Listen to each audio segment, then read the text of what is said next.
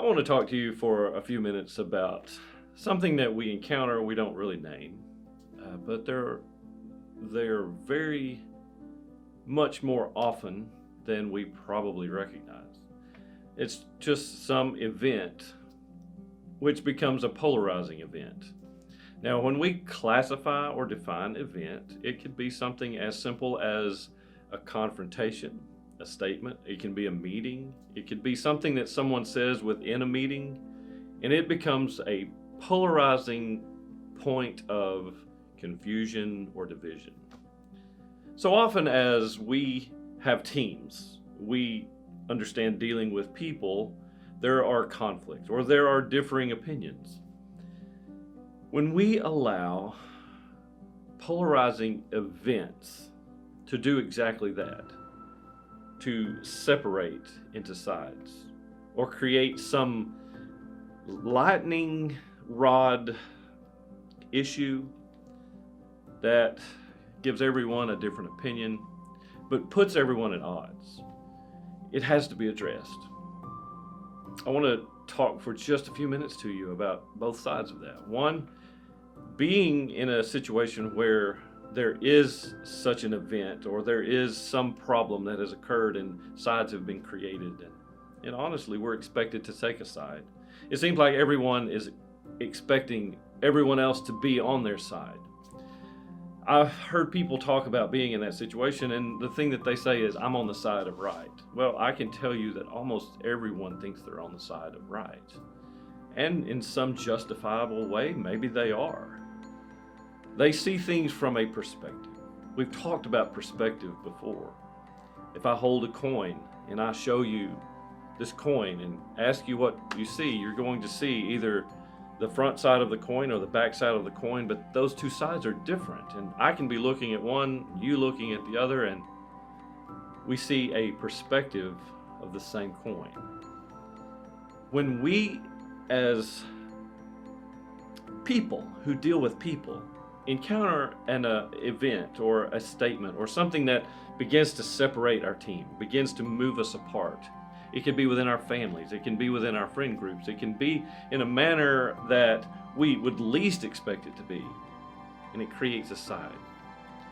The best thing is not to back up and say, I'm going to be on the side of right. I'm going to evaluate the facts and I'm going to come down there. Sometimes the best thing to do, unless there is some legal, moral, spiritual, or other line that has to be drawn, sometimes the best thing is just to back up and love both sides. So as a leader, the second thing I want to share with you today is about loving our people. It's hard when a polarizing event has occurred. It's hard to not come down on one side or the other or favor one direction or the other. To mitigate, to mediate, to come to a place where we facilitate a change is our responsibility. That's hard. It doesn't mean that we have to set our feelings aside. It just means that we have to honestly evaluate what's the best situation, the best outcome, what's the best direction we can go. Sometimes it's absolutely choosing to make a decision and everyone will have to come to grips with it. Sometimes it's the fact that the situation or the event itself becomes the non-issue. It's about reconciliation of side to side. Sometimes it's about the issue of loving people enough. And when we talk about loving our people, it's about leading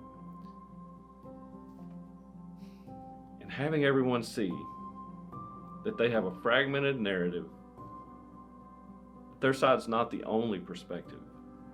Their choice is not the only choice. Their decision may have consequences they haven't considered, or maybe they've thought it through, and maybe their explanation is something that we all need to hear.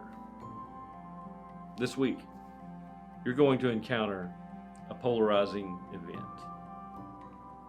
It could be someone that cuts you off in traffic. It could be a comment that's made in passing. It could be something that is legitimately deeply seated within the hearts of the people that you encounter. But there's going to be one. I want to challenge you this week to back up for just a moment, step outside of your feelings, step outside of yourself, step outside even of your leadership role, and evaluate. See the pieces. And then step back into your role.